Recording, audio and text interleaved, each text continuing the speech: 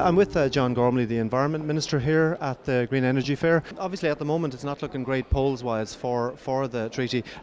Would you care to make a punt ahead of Thursday as to how it'll actually pan out? Well, of course, I mean, I would be concerned by the recent polls, but I mean, I've been in politics long enough to know that a poll is a snapshot. It indicates a certain trend, but likewise, the feeling I'm getting from speaking to people is that people are only now beginning to focus on the treaty, what the treaty means, and it is very, very complex, and that's obviously a disadvantage in terms of the yes side. But I still am confident that we will get a yes vote, and the momentum will change, and in the last few days the momentum will go towards yes. Are you heartened to say that the Green vote is actually probably the strongest single political vote in favour of Lisbon? Well, I'm heartened, but I'm not surprised at all, because I mean the Greens and particularly Green supporters have always been hugely pro-European and understand the necessity of European integration and the efficiency of the institutions, and that's what Lisbon is about. And particularly in relation to environmental protection, we know that without European directives we wouldn't be in the state that we're now in, that we would be a lot worse off. And the two provisions in the treaty which are of most importance are energy security and of course tackling climate change, which the Irish government, and we are members of that government, insisted on including. And I mean, to what extent? I mean, is it fair to say that there wouldn't be a climate change provision in the Treaty of Lisbon without the Irish government? That seems like a large omission.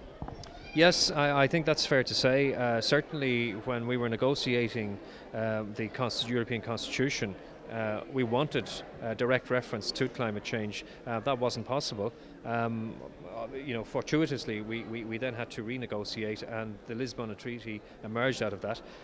The Irish Greens became part of a government, and that changed, I suppose, the direction of that government. And as a result of that, climate change provisions were included in this treaty, and I see that as a win for the Irish Green Party. Sure. No, the Noes say that really we can go back for another bite like Nice 2 if this doesn't work out. Any thoughts on that, on the second bite? Well, all you have to do is look at Nice 2 and see, was there a huge renegotiation? There wasn't. And when you have an agreement which has been negotiated at length and going into tedious sessions for months and years even on end, and 27 states sitting around a table, you will not unravel it, and you will not get a substantially better deal. This is as good as it gets. There are things in this treaty which I would prefer that were not in it, but they're mostly positives, and we need to actually concentrate on the positives. There's no doubt in my mind that when you take it on balance, it is a positive deal. If you were to cherry pick, and that's what people are doing, then of course you can isolate things that you don't like, and that's what you have to understand. I mean, from a climate change point of view, this is a big deal. From a climate change point of view, this is the best treaty that we've had. And when you consider that at the Council of Ministers there in Luxembourg last week, Minister Berlou from France said that the Copenhagen conference will be the most important conference in the history of humankind. I think that puts it in perspective.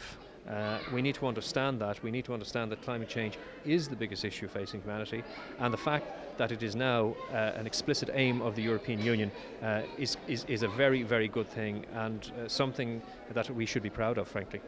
John Gormley, thank you very much.